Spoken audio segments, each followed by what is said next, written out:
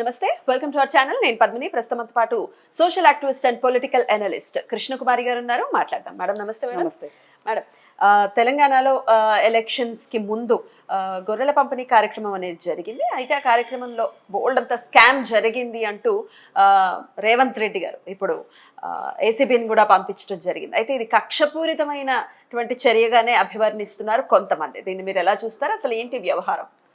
అంటే ఇప్పుడు ప్రభుత్వ నిర్ణయాలు స్కీములు తీసుకుంటాయి, నిర్ణయాల వల్ల స్కీములు వస్తాయి. ఆ స్కీముల్లో స్కాములు ఉన్నాయి అంటారు.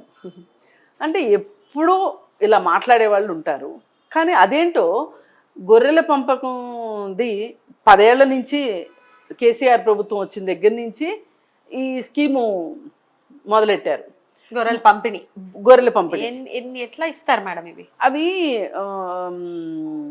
మనకి మన సమాజంలో గొర్రెల కాపర్లు అని చెప్పి కురుమ కులానికి సంబంధించిన వాళ్ళు ఉన్నారు. వాళ్ళు బీసీసీ కిందో ఏమో వస్తారు. వాళ్ళకి వాళ్ళ వృత్తిలో భాగంగా గొర్రెల పెంపకంలో భాగంగా వాళ్ళకి గొర్రెలు పెంచుకునే వాళ్ళకి సబ్సిడీ రేటుకి గొర్రెలు ఇస్తాము అని చెప్పి అదొక పథకం. అలాగే మత్స్యకారుల కుటుంబాలకి చేపల పంపిణీ, ఇలా రకరకాలు పంపిణీలు చేశారు. చేస్తే దాని మీద అసలు మామూలుగా వాళ్ళకి గొర్రెల పంపకం స్కీమ్ మీదనే చాలామంది మాట్లాడిన సందర్భం, ఒకానొక సందర్భంలో నేను కూడా మాట్లాడా. అంటే ఇంక వాళ్ళ వృత్తిని బట్టి ఇంకా వాళ్ళ జీవితం అంతా ఇంకా అదే వృత్తిలో ఉండిపోవాలా వాళ్ళు. అసలు వాళ్ళని చదువులోకి, చదువు తర్వాత ఉద్యోగాల్లోకి రానివ్వచ్చు కదా. వాళ్ళకి ఎందుకు గొర్రెలు అంటే ఒక పొలిటీషియన్ కొడుకు పొలిటీషియన్ అయినట్లు ఒక గొర్రెల కాపరి కొడుకు గొర్రెల కాపరి అవ్వాలా? మీకు చేపలు ఇచ్చేసేసాము, మిమ్మల్ని ఉద్ధరించేసాము, మీకు గొర్రెలు ఇచ్చేసాము, ఉద్ధరించేసాము అనడం ఎంతవరకు కరెక్ట్ అని మాట్లాడాం. అయితే గొర్రెల్ని ఇవ్వడం గొర్రెల్ని చేయడం అని అనుకుంటారా మీరు? గొర్రెల్ని చేయడం అని కాదు. ఇప్పుడు వాళ్ళకి మేము అది చేసేసి, ఇంతకుముందు ఎలా ఉండేదంటే బీసీ కార్పొరేషను, వెనకబడిన కులాలకు సంబంధించి ఇట్లా ఆ చర్యలు వేరేగా ఉండేవి. అయితే ఇక్కడ దీని మీద అంటే ఎందుకు వచ్చింది ఇది అని అంటే, ఈయన కుల విభజన అంటే ఇంతకుముందు ఎలా ఉండేదంటే బీసీలు అంటే బీసీలందరినీ ఒక గాట కట్టి ఉండేది. ఇప్పుడు ఈయన బీసీలో ఉన్న ప్రతి కులాన్ని విడివిడిగా చేసి వాళ్ళకి ఆ కుల సంఘాల భవనాలు ఇవ్వడం కానీ అట్లన్నిటికీ చేస్తుంటే అసలు ఇలానే వెళ్తూ ఉంటే కుల వ్యవస్థ అలానే ఉండిపోతుంది కదా అనే విషయంలో చాలా మంది వ్యతిరేకించాం. కులరహిత సమాజం కావాలి అని మన రాజ్యాంగమే చెప్పుకుంది. ఇది ఒక రకంగా రాజ్యాంగ వ్యతిరేకమైన చర్య అన్నమాట. అయితే మామూలుగా కేసీఆర్ దగ్గర నుంచి స్పందన రాదు కదా, మనందరికి తెలిసిన విషయమే అది. అందుకే ఆయన దగ్గర స్పందన రాలేదు కాబట్టి ప్రజలకు కూడా ఆయన మాటలకు స్పందించడం మానేసి మొన్న ఇంటికి పంపించారనుకోండి. సరే, ఇప్పుడు చాలా కంప్లైంట్లు వచ్చిన సందర్భంగా అంటే ఏంటి, గొర్రెలు వాళ్ళు కొనుక్కోకుండానే ఆ డబ్బుల్ని దుర్వినియోగం చేశారు. అసలు వాళ్ళకి గొర్రెల్ని ఇవ్వలేదు.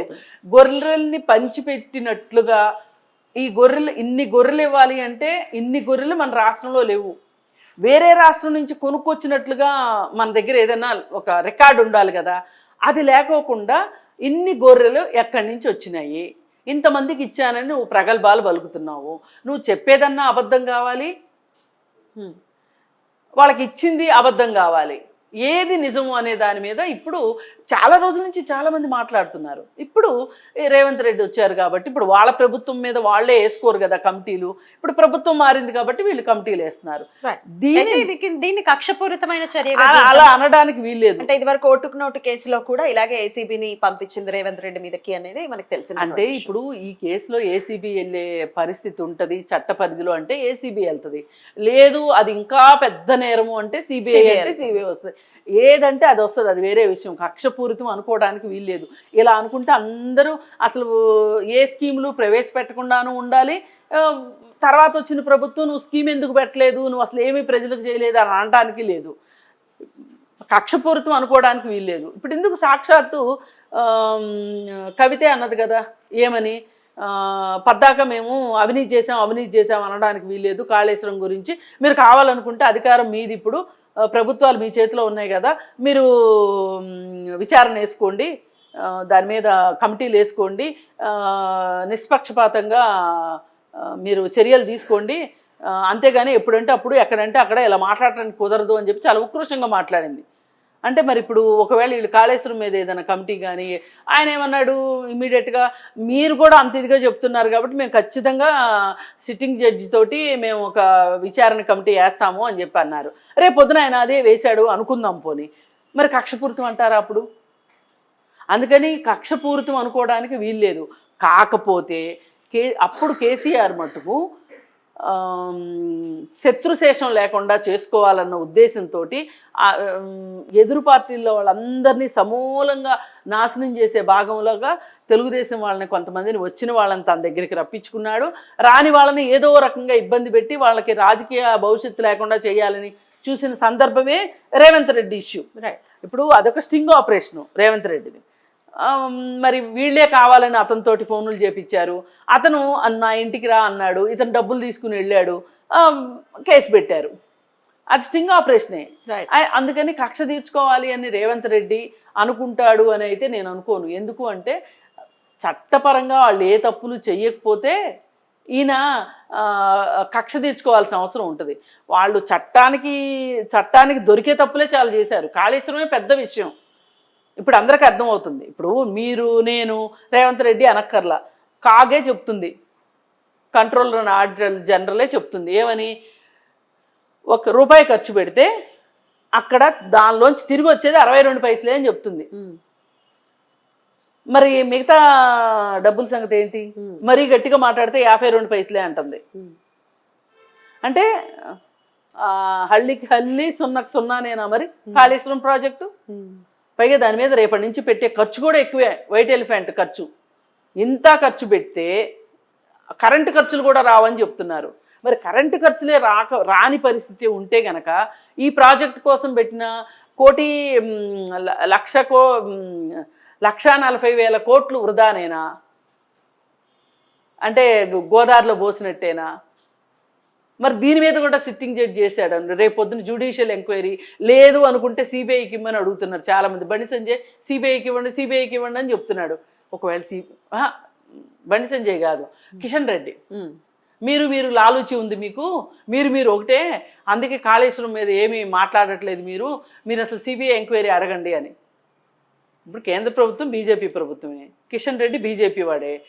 కిషన్ రెడ్డి అడగొచ్చుగా సిబిఐ ఎంక్వైరీ.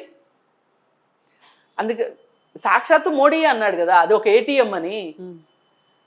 మరి ఈ పరిస్థితుల్లో రేవంత్ రెడ్డి చర్యలు తీసుకుంటే కక్ష సాధింపు చర్యలని, తీసుకోకపోతే వాళ్ళకి లాలూచి ఉందని మాట్లాడుకుంటే కరెక్ట్ కాదు.